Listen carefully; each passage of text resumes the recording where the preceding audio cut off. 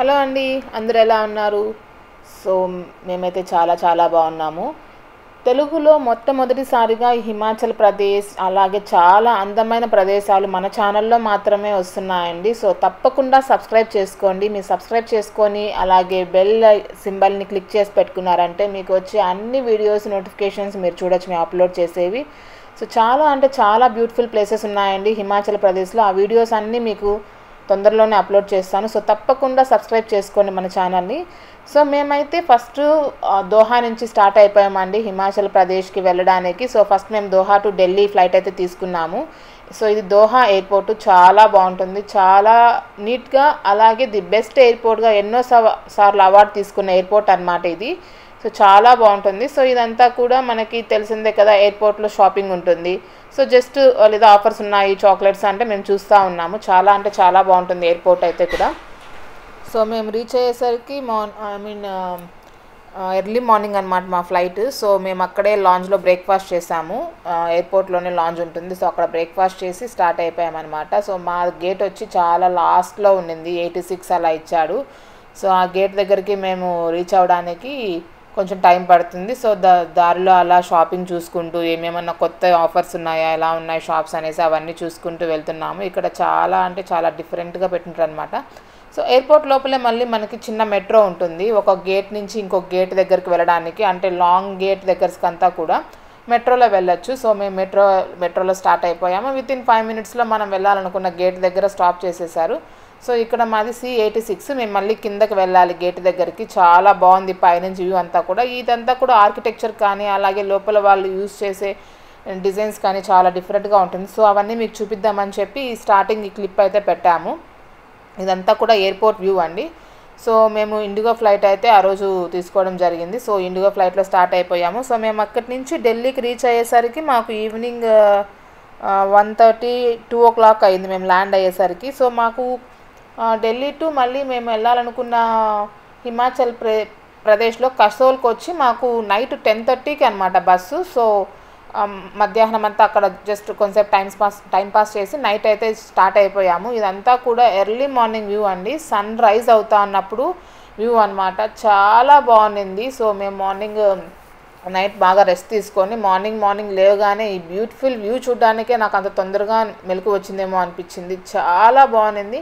దారంతా కూడా కొండలు, మధ్యలో వెళ్తున్న వాటరు, అలాగే అప్పుడప్పుడే ఉదయిస్తున్న సూర్యుడు చూసారా. ఇది సన్ రైజ్. అసలు ఈ వ్యూ చూడడానికైతే సూపర్గా ఉండింది, అంత బాగుంది. సో నైట్ అంతా జర్నీ చేసిన దానికి ఇది వర్త్ అనిపించింది, అంత బాగా అనిపించింది. అసలు జర్నీ అంతా కూడా చాలా ఎగ్జైటింగ్గా అనిపించింది. నైట్ అంతా తెలియలేదు, కానీ మార్నింగ్ మాత్రము 6 నుంచి మళ్ళీ మేము రీచ్ అవ్వడానికి 10:30 అలా అయ్యింది.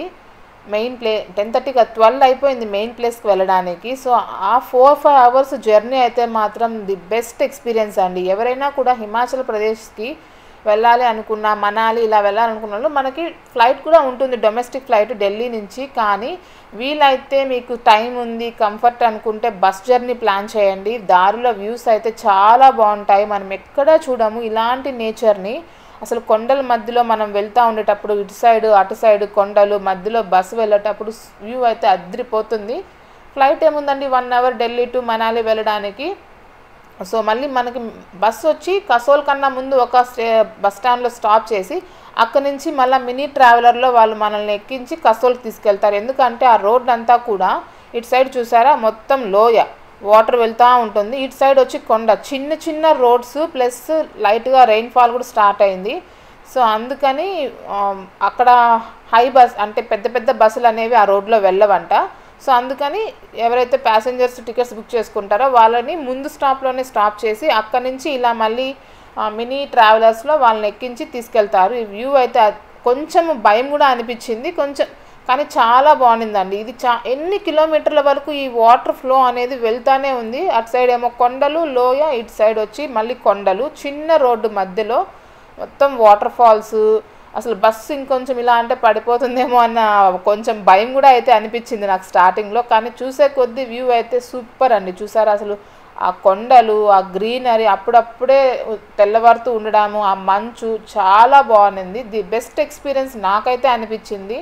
నేను వేరే అదర్ కంట్రీస్ కూడా ట్రావెల్ చేశాం, కానీ మన ఇండియాలోనే ఇంత మంచి ప్లేస్ అనిపించింది నాకు. కొంచెం డేంజర్ రోడ్ కూడా, బట్ ల్యాండ్ స్లైడ్స్ అయ్యే ఛాన్సెస్ ఎక్కువ ఉంటాయి. బట్ డ్రైవర్స్ ఎక్స్పీరియన్స్డ్ వన్స్ కాబట్టి సేఫ్గా అయితే తీసుకెళ్లారు మమ్మల్ని. చాలా బాగుంది. అసలు ఇంకొకటి ఏంటంటే ఇక్కడ ప్రతి ఇంటి దగ్గర రోజా చెట్లు, అసలు రోజా మొక్కలు కాదండి చెట్లు, అసలు ఎంతెంత పెద్ద చెట్లు, దాంట్లో పువ్వులు చాలా బాగున్నాయి. సో మేమైతే కసోల్కి రీచ్ అయిపోయాము. మాకు ఎగ్జాక్ట్ లొకేషన్ తెలియకపోవడం వల్ల మేము డ్రైవర్కి ఎక్కడ ఆపాలో చెప్పకపోవడం వల్ల అతను మెయిన్ స్ట్రీట్లో ఆపాడు. అక్కడి నుంచి మళ్ళీ మా హోటల్ కొంచెం వెనక్కి రావాలి, ట్యాక్సీ దొరకలేదు, వర్షం స్టార్ట్ అయిపోయింది. సో మేము అలాగే కొంచెం దూరం నడుచుకుంటూ వచ్చేసామన్నమాట. సో దారిలో టీ షాప్ కనపడింది, చూసారా వర్షము, సూట్ కేసులు ఎలా అంటే అలా పడేసాము, చేసేదానికి ఏం లేదండి ఇంకా ఓకే అని చెప్పి టీ తాగి మేము హోటల్ వాళ్ళకి ఫోన్ చేస్తే వాళ్ళే వచ్చి మా లగేజ్ తీసుకొని, ఎందుకంటే అది చాలా బీభత్సంగా ఉంది, మేము ఎక్స్పెక్ట్ చేయలేదు ఇలాంటి అన్ని. ఇక్కడ చాలా hotels river side hotel, river view అంటే ఇలానే ఉన్నాయి, మనకు తెలియదు కదా, ఫస్ట్ టైం వెళ్తున్నాము. సో మా లగేజ్ని తీసుకొచ్చారు వాళ్ళు. మేము ఇప్పుడు ఇటు సైడ్ నుంచి దాటి అటు సైడ్ వెళ్ళాలి, హోటల్కి వెళ్ళాలి అంటే అది కొంచెం ఆ వే చూస్తేనే ఎక్కడో కొంచెం భయం వేసింది. వర్షానికి ఆ వాటర్ ఫ్లో కూడా ఎక్కువైంది. ఆ బ్రిడ్జ్ని కూడా అక్కడ ఏదో కొంచెము కట్టలన్నీ విరిగిపోయినాయని వాళ్ళు ఇప్పుడు రిపేర్ చేస్తూ ఉన్నారు. ఆ రోప్ వేలో వెళ్ళాలి అన్నారు, దీంట్లో వెళ్ళాలి అటు సైడ్ అంటే ఎక్కడో కొంచెము అబ్బా హోటల్కి వెళ్ళడానికి ఇంత రిస్క్ చేయాలా అనిపించింది. బట్ ఒక్కసారి వెళ్ళిన తర్వాత మాత్రం భలే అనిపించిందండి ఆ ఎక్స్పీరియన్స్. ఎప్పుడైనా సరే అటు సైడ్ నుంచి ఇటు సైడ్, ఇటు సైడ్ నుంచి అటు సైడ్ రావాలి అంటే ఇది, లేదా మనం కిందకి వెళ్ళి ఆ బ్రిడ్జ్ మీద వెళ్ళాలి. కానీ ప్రస్తుతానికి ఆ బ్రిడ్జ్ అనేది వాళ్ళు ఏదో వర్క్ చేస్తూ ఉన్నారు, ఆ రాళ్ళు అవంతా కూడా వర్షానికి ఏదో అయ్యింది అక్కడ, అందుకని వాళ్ళు దాన్ని వర్క్ చేస్తారు కాబట్టి దీంట్లోనే వెళ్ళమంటున్నారు. సో అటు సైడ్ నుంచి వాళ్ళు ఫస్ట్ వెళ్ళిన వాళ్ళు లోకల్ వాళ్ళు కాబట్టి ఈజీగా వెళ్ళిపోయారు. అటు సైడ్ నుంచి వచ్చే వాళ్ళకి అది చాలా కష్టం అనిపించింది, కొంచెం దూరం వచ్చారు, మధ్యలో స్ట్రక్ అయిపోయారు. మనం కూడా అక్కడ ఎలా స్ట్రక్ అయిపోతామో అనిపించింది, భలే భయం వేసింది. బట్ ఓకే మేమైతే మేనేజ్ చేసుకొని అటు సైడ్ వెళ్ళిపోయాము. హోటల్ అయితే పర్లేదు బాగానే ఉంది, మేము ఆన్లైన్లో బుక్ చేసుకున్నాము. బట్ ఆ హోటల్కి వెళ్ళడమే పెద్ద అడ్వెంచర్ అయిపోయింది. ఇక్కడ మెయిన్ సిటీకి ఇది ఒక 3 కిలోమీటర్స్ దూరంలో ఉండింది. రివర్ సైడ్ వ్యూ అని చెప్పి వ్యూ బాగుంటుందని చెప్పి బుక్ చేసుకున్నాము. బట్ మేము పోయినప్పుడు వర్షం పడడం వల్ల అది కొంచెం రిస్కీ అనిపించింది. చూసారా వాళ్ళు మధ్యలో ఇరుక్కుపోయారు, అటు రాలేక ఇటు రాలేక కొంచెం సేపు కష్టపడ్డారు అక్కడే. తర్వాత వాళ్ళు వచ్చిన తర్వాత మేము వెళ్ళాలి ఇంకా. సో కాసేపు వెయిట్ చేసాము ఇంకా అక్కడే. అది పైనుంచి హిమాలయాస్ నుంచి ఐస్ అంతా మెల్ట్ అయ్యి అది వాటర్ ఫ్లో చాలా ఎన్నో కిలోమీటర్ల నుంచి అది వస్తూనే ఉంది. మేము తర్వాత కూడా చాలా ప్లేసెస్ చూడడానికి వెళ్ళినప్పుడు ఏ ప్లేస్కి వెళ్ళినా కూడా ఇలాంటి వాటర్ ఫ్లో అనేది 2 కొండల మధ్య వస్తూనే ఉంది. అవన్నీ కూడా వెళ్ళి ఎక్కడో కలుస్తాయంట. చాలా బాగుంది వ్యూ అయితే చూడ్డానికి. సో వాళ్ళు కష్టపడుతున్నారు అటు సైడ్ నుంచి ఇటు సైడ్ రావడానికి. వెళ్ళేటప్పుడు ఈజీగానే వెళ్తున్నారు కానీ రావడానికి మాత్రం చాలా, చూసారా మధ్యలో ఇరుక్కుపోయినారు, దాన్ని ఇంకా ఇటు రాలేరు అటు రాలేరు, మధ్యలో ఆగిపోయింది అది. మళ్ళీ లోకల్ వాళ్ళు వచ్చి హెల్ప్ చేశారు వాళ్ళకి. సో కింద వాటర్ ఫ్లో కొంచెము పెరగడం స్టార్ట్ అయింది వర్షానికి. అది చూసినప్పుడు నిజంగానే కొంచెం భయం వేసింది, రాంగ్ టైంలో వచ్చామేమో అనేసి. ఓన్లీ ఫస్ట్ డే మాత్రమే ఇలా ఉండింది, సెకండ్ డేకి మళ్ళీ నార్మల్ అయిపోయింది అనమాట క్లైమేట్. సో చాలా బాగుంది ఎక్స్పీరియన్స్ అయితే. సో ఈ కింద కూడా ఇదైతే మమ్మల్ని రోడ్డు పై నుంచి ఫాలో అవుతుంది, అసలు వదలనంటా ఉంది. సో మేమైతే హోటల్కి అటు సైడ్కి మొత్తానికి ఎలాగో రీచ్ అయిపోయాము. ఫ్రెష్ అయిపోయి ఆఫ్టర్నూన్కి ఫ్రెష్ అయిపోయి బయట ఎక్కడన్నా వెళ్దాము చూద్దాము అని చెప్పి స్టార్ట్ అయిపోయాము. కానీ హోటల్లో నుంచి బయట వస్తూనే ఈ వ్యూస్ అయితే అదిరిపోయినాయండి. పైనుంచి ఎక్కడి నుంచో ఫ్రెష్ వాటర్ అసలు ఎంత తెల్లగా ఎంత బాగున్నాయో. ఇదంతా కూడా వాటర్ ఫ్లో ఉంది, ఎదురుగ్గా పెద్ద పెద్ద కొండలు, ఇటు సైడ్ అయితే మంచు కొండలు, చాలా బాగుంది. సో మేము స్టే చేసిన హోటల్ ఇటు సైడే అనమాట, ఇంకొంచెం పైకి వెళ్ళాలి. ఇటు సైడ్ అంతా కూడా కొండలు అయితే చూడడానికి చాలా బాగుంది. ఇటు సైడ్ అయితే మనకి మంచు కొండలు బాగా కనిపిస్తున్నాయి, ఆ పైనుంచి ఎక్కడో వాటర్ ఫ్లో అనేది వస్తూ ఉంది. మేము స్టే చేసిన హోటల్ ఇదే అనమాట. సో ఇదేదో అడవిలో ఉన్నట్టు ఉంది, చాలా బాగుంది. కానీ వే అయితే కొంచెం కష్టమే, మొత్తం ట్రెక్కింగ్ లాగానే ఉంటుంది, ఇంకా ఏం చేయలేము. రాళ్ళు రప్పలు దాటుకుంటానే కొండలు గుట్టలు, హిమాచల్ ప్రదేశ్ అంతా అలానే ఉంది. ఏ ప్లేస్కి వెళ్ళాలన్నా కొండలు గుట్టలు ఎక్కడమే పని అయిపోయింది. బట్ చాలా బాగా అనిపించింది. ఎక్కడికి వెళ్ళినా ట్యాక్సీలు లేకపోతే బండి ఇంకొకటిలో ట్రావెల్ చేయడం కాకుండా మన సొంత కాళ్ళను ఉపయోగించి మనం ఎంత దూరం నడిస్తే అన్ని మంచి అందాలు చూడొచ్చు అనేది ఇక్కడైతే మంచి ఎక్స్పీరియన్స్ అనమాట. సో చాలా బాగుంది. మేమైతే వెళ్ళి రూమ్కి వెళ్ళి ఫ్రెష్ అయిపోయి స్టార్ట్ అయిపోయాము సైట్ సీయింగ్కి. సో వెళ్దాం పదండి, చూద్దాం ఎలా ఉంటుందో, ఎక్కడెక్కడ ప్లేసెస్ ఏం బాగుంటాయని. సో వర్షం మధ్యాహ్నానికి అయితే స్టాప్ అయిపోయింది, కానీ చలిగా అయితే ఉన్నింది. బట్ రెయిన్ అయితే స్టాప్ అయిపోయింది. So safe. వర్షం పడితే కష్టం, కానీ చలి అయితే మేనేజ్ చేయగలుగుతాము. చాలా బాగుంది ఇక్కడంతా కూడా. కాకపోతే ఈ రాళ్ళు రప్పలు అంతా కొంచెం ఫస్ట్ డే నాకు చాలా కష్టం అనిపించింది. అబ్బా ఇంత కష్టపడి నడచాలా, ఈ రాళ్ళల్లో పడ్డామంటే మూతి పగిలిపోద్ది అనేసి. బట్ ఫస్ట్ డే కంటే సెకండ్ డే కొంచెం కంఫర్ట్ అనిపించింది. సెకండ్ డే కంటే థర్డ్ డే కొంచెం ఇలా అలవాటు అయిపోయింది అనమాట. ఒక 2-3 డేస్కి ఇది వే దాటుకొని మళ్ళీ మనం సేమ్ వచ్చిన దారిలోనే ఆ బ్రిడ్జ్ దాటి వెళ్ళాలన్నమాట. ఇదంతా కూడా వీళ్ళు ఇలాంటి చోటే హోటల్సే కాదు, వీళ్ళ ఇల్లులు కూడా ఇలాంటి ప్లేసెస్లోనే ఉన్నాయి. వాళ్ళ లైఫ్ స్టైలే అలా ఉంది. పాపం చాలా కష్టపడుతున్నారు. సో ఏమైనా సరే అటు సైడ్ నుంచి ఇటు సైడ్ తీసుకురావాలంటే వాళ్ళు భుజాలకు వేసుకొని మోసుకొని వస్తున్నారు, హోటల్ కోసం తేవాల్సిన ఇంకేమైనా సరే. బట్ మనకైతే చూడడానికి కూడా కష్టం అనిపించింది. వీళ్ళు ఇంత అనేసి వాళ్ళకి అలవాటు అయిపోయినట్టుంది వాళ్ళ లైఫ్ స్టైల్ని అలానే బతకడం. అక్కడ కొండల్లో గుట్టల్లో వాళ్ళ ఇల్లులు కూడా అలానే ఉన్నాయి. మంచి రూట్ అయితే ఏం లేదు. ఇవి చూసారా రోజా చెట్లు ఎక్కడ చూసినా ఉన్నాయండి. ఇదైతే నాకు తెలిసి వైల్డ్ అనుకుంటా, అంటే కొండల్లో గుట్టల్లో దాని అంతటా అదే వచ్చేది. కానీ రోజా ప్లాంట్కి సంబంధించింది. ఒంటరేకు ఉంది అసలు, గుట్టలుగా అసలు చూసే అంత దూరం భలే ఉంది. సో వ్యూ అయితే చాలా బాగుంది. సో కొన్ని ఫొటోస్ వీడియోస్ బాగా ఎంజాయ్ చేయొచ్చు అనమాట. చూసారా వాళ్ళు ఏం తీసుకురావాలన్నా పాపం అలా మోసుకొని రావాలి ఇటు సైడ్కి వచ్చేటప్పుడు. ఇక్కడ వీళ్ళు లోకల్ వాళ్ళు, అటు హోటల్లో వర్క్ చేసే వాళ్ళంతా కూడా వాటర్ ఫ్లో అయితే వర్షం పడడం వల్ల అనుకుంటా కొంచెం పెరిగినట్టుంది. సో మేమైతే ఈసారి రోప్ వద్దులే, బ్రిడ్జ్ రెడీ అయిపోయినట్టుంది, కింద నుంచే ట్రై చేద్దాము. ఆ రోప్కి వెళ్ళేటప్పుడు మధ్యలో ఇరుక్కుంటామేమో, ఎందుకు వచ్చిన తలనొప్పి అని మేము కింద నుంచే వెళ్ళడానికి ట్రై చేస్తున్నాము. సో రోడ్ క్రాస్ అంటే ఆ బ్రిడ్జ్ క్రాస్ చేస్తానే అటు సైడ్ వచ్చి చిన్న షాప్ ఉంది కదా. ఇక్కడ మనం ఎక్కడికి వెళ్ళినా కూడా వీళ్ళ దగ్గర మెయిన్గా 3 ఉంటాయండి. Tea, bread omelette, Maggi. ఎక్కడికి వెళ్ళినా మ్యాగీలో మళ్ళీ రకరకాలుగా ఉంటాయి. వెజిటేబుల్ అని, ఎగ్ మ్యాగీ అని. ఎక్కడికి వెళ్ళినా కూడా వేడిగా అది భలే చేసిస్తారు. ఈ క్లైమేట్కి మ్యాగీ తినాలంటే ఇదే బెస్ట్ ప్లేస్ అండి.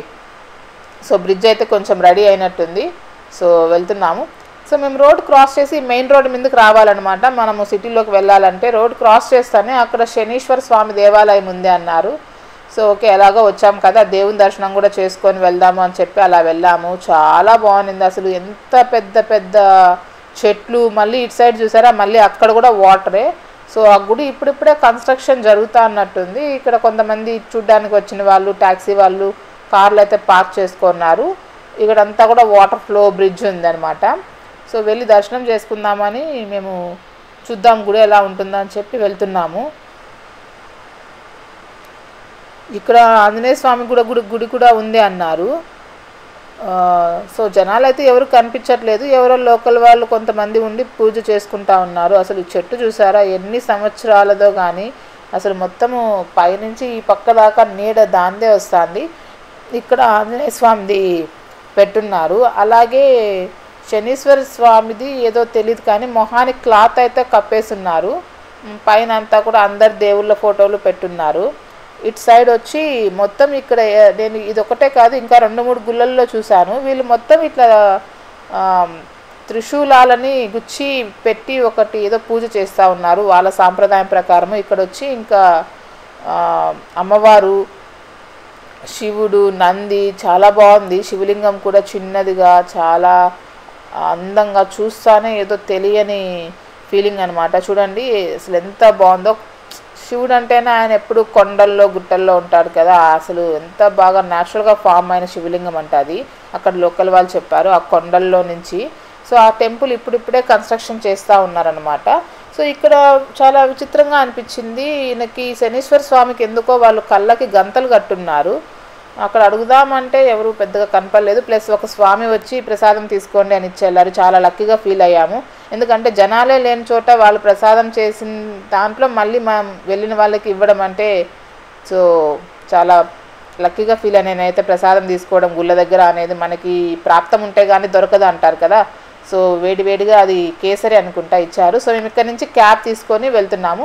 సిటీ అంటే కసోల్ మార్కెట్ అనే మెయిన్ ప్లేస్ అనమాట. సో అక్కడ నుంచి మేమున్న హోటల్కి రావాలన్నా వెళ్ళాలన్నా ఇక్కడ ఫిక్స్డ్ రేట్స్ అండి, 300 అంటారు.